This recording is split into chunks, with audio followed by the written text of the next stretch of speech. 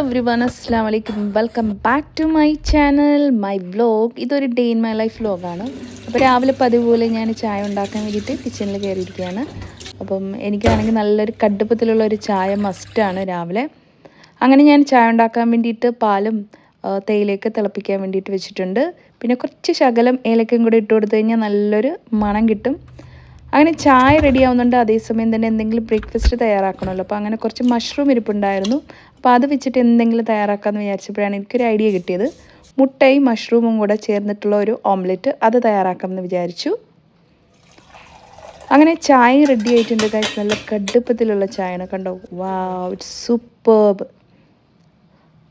എനിക്ക് കടുപ്പത്തിലുള്ള ചായയാണ് ഇഷ്ടം. നിങ്ങൾക്കൊക്കെ എങ്ങനെയുള്ളതാണെന്ന് എനിക്കറിയത്തില്ല. ചിലർക്ക് ചെറിയൊരു കടുപ്പം മതിയായിരിക്കും. പക്ഷേ എനിക്ക് കടുപ്പം വിത്ത് മീഡിയം ഷുഗർ, അതാണ് എൻ്റെ ചായയുടെ ഒരു ടേസ്റ്റ് എന്ന് പറയുന്നത്.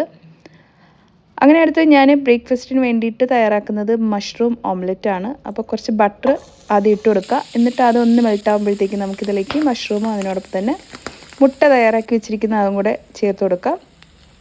കുറച്ച് ഞാൻ ചീസും കൂടെ അതിൻ്റെ പുറത്തിട്ടിട്ടുണ്ടായിരുന്നു. അപ്പോൾ നമ്മുടെ ബ്രേക്ക്ഫാസ്റ്റ് റെഡി ആയിട്ടുണ്ട്.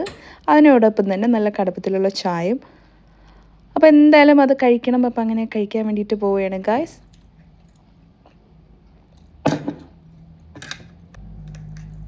ഇപ്പോൾ രാവിലെ ഞാനിങ്ങനെ തട്ടിക്കൂട്ടിയുള്ള ബ്രേക്ക്ഫാസ്റ്റൊക്കെയാണ് കഴിക്കാറ്. എന്നാൽ ഹെൽത്തിയുമായിരിക്കും.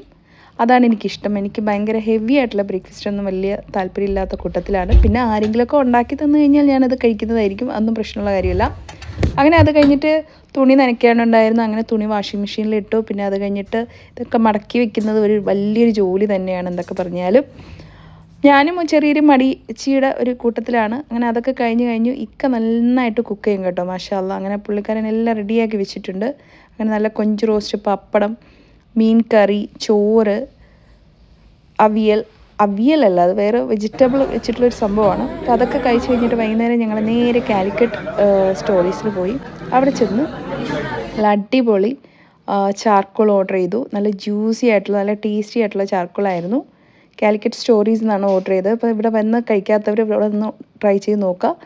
അപ്പോൾ ഇത്രയേ ഉള്ളൂ ഇന്നത്തെ വ്ളോഗ്. ഇഷ്ടപ്പെട്ടുവെങ്കിൽ ലൈക്ക്, ഷെയർ, സബ്സ്ക്രൈബ്.